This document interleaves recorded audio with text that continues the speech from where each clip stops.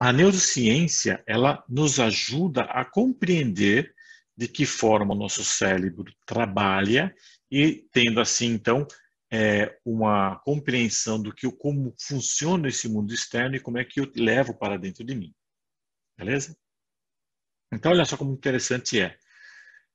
O cérebro, ele tem, basicamente, um lado onde nós pensamos, onde nós raciocinamos, onde nós criamos as ideias.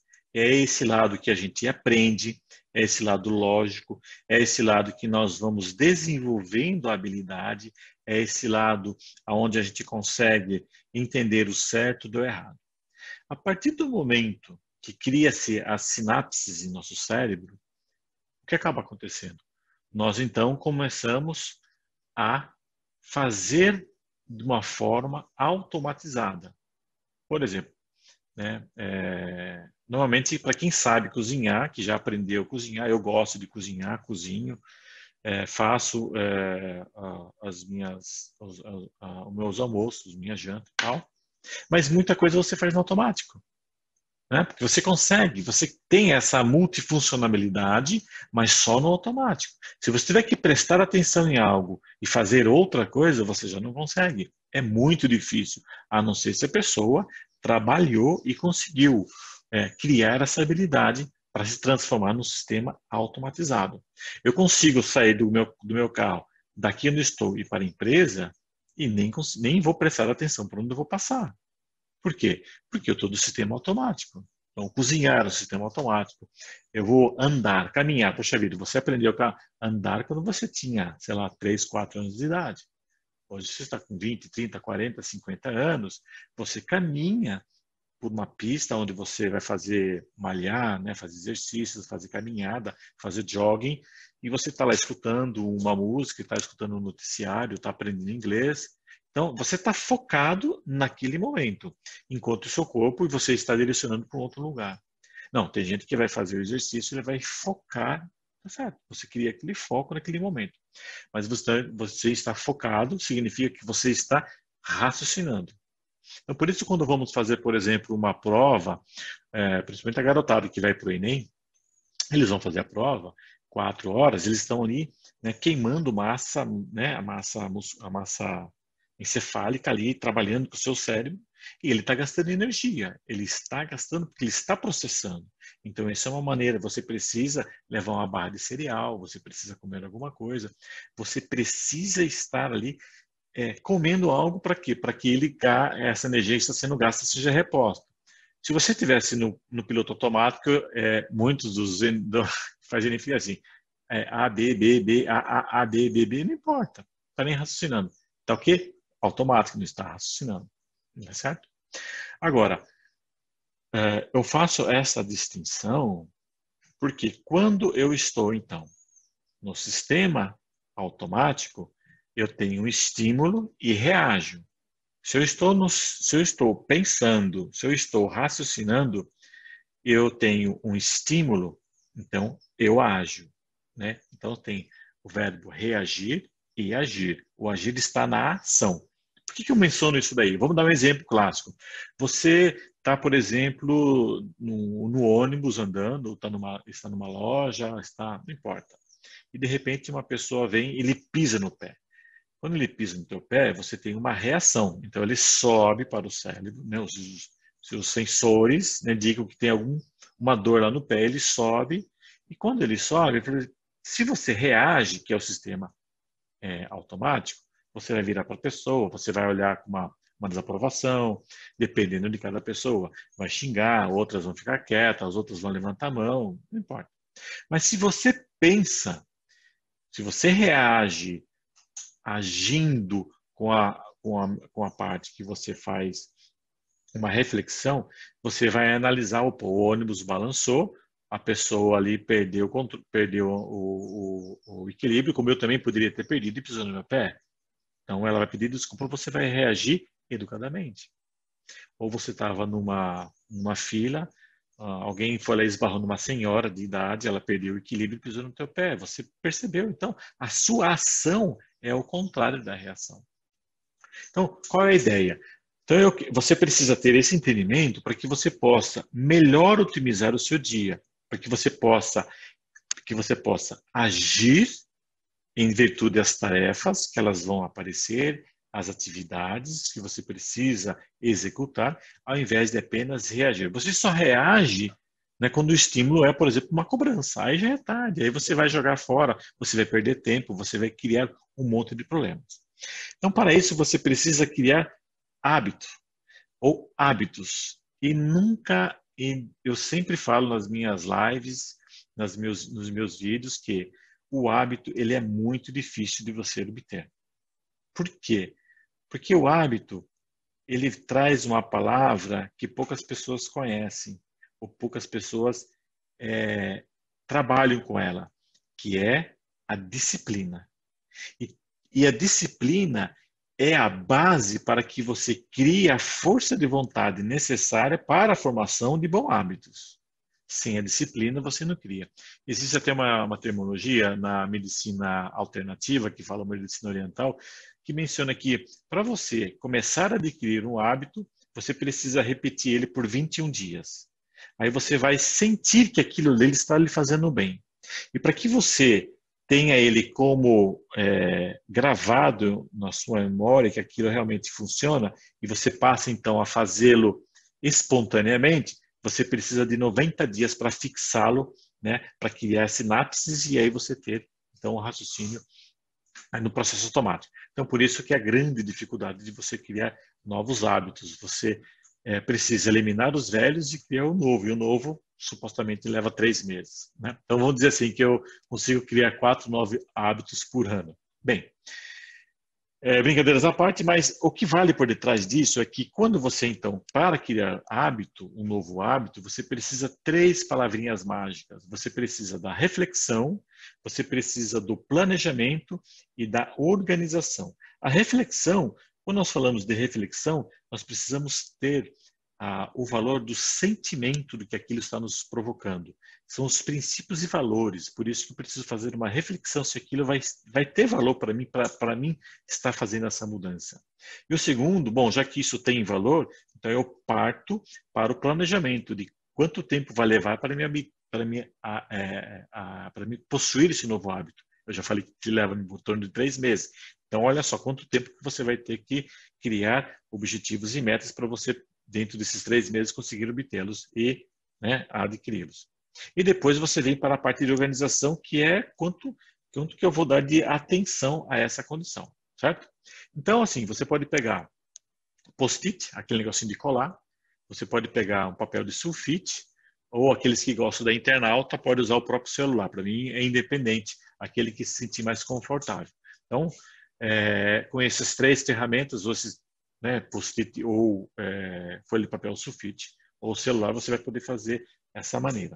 E aí nós vamos, então, separar o que é tarefa para você, o que é uma atividade, né? Veja, pessoas que já estão na empresa trabalhando, ou pessoas que trabalham fora da empresa, tem aí, sei lá, ela já é autônoma, ela tem o celular, ela já tem ali na sua agenda, ela tem reuniões que vão acontecer aqui, ela tem o médico que vai acontecer lá, ela tem uma visita a um cliente, tudo isso já está planejado. Isso daí não muda. Pode ser que tenha um problema e ela vai mudar. Nós estamos falando de uma tarefa que você vai fazer. Nós estamos falando de uma atividade que você vai colocar, seja ela profissional, seja ela pessoal, não importa, né? Então, você vai começar então a criar prioridades para isso daí. E a prioridade não é decidir o que você vai fazer. A prioridade, olha só, isso é muito importante, essa reflexão. Prioridade não é decidir o que você vai fazer. Prioridade é o que você vai decidir em não fazer. Tá claro? Ela pode até ser algo substancial ou circunstancial, né? Então, quando a gente vai fazer dar prioridade a isso, nós vamos pegar uma determinada tarefa e nós vamos colocar, então, ela como urgente, nós vamos colocar ela, então, como importante, e nós vamos colocar ela como circunstancial, tá certo? E vamos dar exemplo no papel sulfite. O que você vai fazer? Você vai dividir o papel sulfite ao meio, em 2 colunas. Se hoje for segunda-feira para você, se você está ouvindo esse vídeo na segunda-feira, então você vai colocar as tarefas que você deve de fazer de terça e quarta-feira. Apenas 2 dias.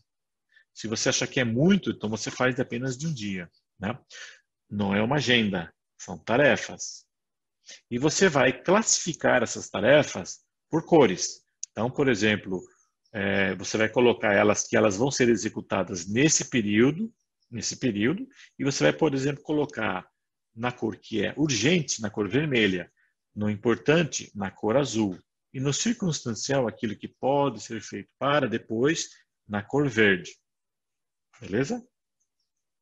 Então, quando você faz essa distinção, o seu cérebro, ele já começa, então, toda vez que ele bater o olho no vermelho, é algo que tem que ser executado naquele momento. E você fez esse planejamento das suas tarefas, das suas atividades, se por acaso é importante você tenha exercícios físicos todos os dias. Apenas uma ideia. É importante? Não. É importante eu estudar inglês todos os dias por 20 minutos. E como eu também quero obter uma comunicação mais assertiva, eu preciso fazer uma leitura, seja de algo, sei lá, de uma ficção, um romance, aquilo que mais lhe aprover. Então, você vai ter 20 minutos de inglês e 20 minutos de leitura, separadamente. Então, você vai colocar, isso é urgente, porque você necessita para agora. Você precisa ter uma comunicação mais assertiva e você precisa ter um inglês melhor. Então, é urgente. Beleza? Vai colocar aí vermelho. Aonde? Aí você vai encaixar dentro das suas atividades, dentro da sua agenda. Aí você vai pegar aquilo que você já colocou que é importante e vai colocar o importante, urgente e o circunstancial. Aquilo que não é circunstancial. Vou dar um exemplo. Você precisa marcar o dentista. Preciso ir ao dentista. Legal. É uma atividade, é uma necessidade, ela é circunstancial e ela não precisa ser para agora, porque eu vou fazer uma limpeza. Muito bem. Então você vai deixando lá. E aí existe uma palavrinha chamada de procrastinação, né? Que isso daí você deixou lá para frente. Então você nunca vê ela e você acaba deixando ela no esquecimento. O que vai acabar acontecendo? Você vai começar, de repente você lembrou que você precisava fazer isso, que você precisava marcar o dentista, porque você sentiu uma dorzinha. Ah, mas não deve ser nada. Lá na frente, aquela dorzinha se tornou uma dor crônica. E aí, ela que era circunstancial, ela passou então a ser nem importante e urgente, precisa ser agora. Aí você matou seu tempo. Aí você vai atrás de um dentista, ele não tem tempo, você está com aquela dor, você não consegue desenvolver, aí você perde o seu dia, você perde as suas horas, aí você perdeu o seu tempo e aí volta lá atrás daquela palavra que nós estávamos dizendo que tempo é vida. Tá certo? Tempo não é dinheiro. O que mais nós podemos fazer? Então, por exemplo, mas eu quero colocar minha atividade física, que ela venha acontecer no período que eu estou fora da empresa, das 17 às 18. Tudo bem. Então, não se esqueça que essa atividade sua, que você acha que ela é crítica e você vai precisar dela, ela precisa ser na tua casa uma coisa. Se ela vai sair e voltar, então o tempo, o planejamento do tempo é importante. Porque senão você sobrepõe ideias uma sobre a outra, ou as suas atividades uma sobre a outra, e você acaba tendo que procrastinar uma outra ideia, uma outra atividade. Porque você não deu tempo suficiente entre terminar uma e começar a outra. Não se esqueçam disso. Tem muita gente, eu quero colocar atividade física. Não tem problema nenhum. Isso é urgente para mim, porque eu estou com excesso de peso, preciso melhorar minha saúde. Isso aí é urgente, não tem problema. Ela coloca 1 hora de academia, das 7 às 8. Só que ela precisa de 20 minutos para ir, mais 20 minutos para se arrumar e comer alguma coisa, depois ela precisa de 20 minutos para sair, batendo papo com alguém, mais 20 minutos para voltar. Então são 80 minutos só entre ir e voltar e mais 1 hora. Nós estamos falando de 2 horas e 20 minutos. Então, ela tem que colocar na agenda 2 horas e 20 minutos. E aí, onde as pessoas, eles sobrepõem as atividades e nunca dá certo. Beleza? Essa é uma dica e é a ferramenta que você vai utilizar, que é um papel. Se você for um cara mais internauta aí, que gosta, ou mais moderno, quer colocar no celular, então, tem várias agendas ali que é grátis, você coloca e você vai planejar essas atividades e você vai pintar elas de acordo com a cor que nós falamos. O urgente é vermelho, o importante é azul e circunstancial, aquela que você pode deixar para depois, em verde. Beleza? Obviamente que quando for circunstancial, quando ela se tornar importante, ela tem que mudar a cor dela. Não vai esquecer disso. E por que 2 dias dentro do papel?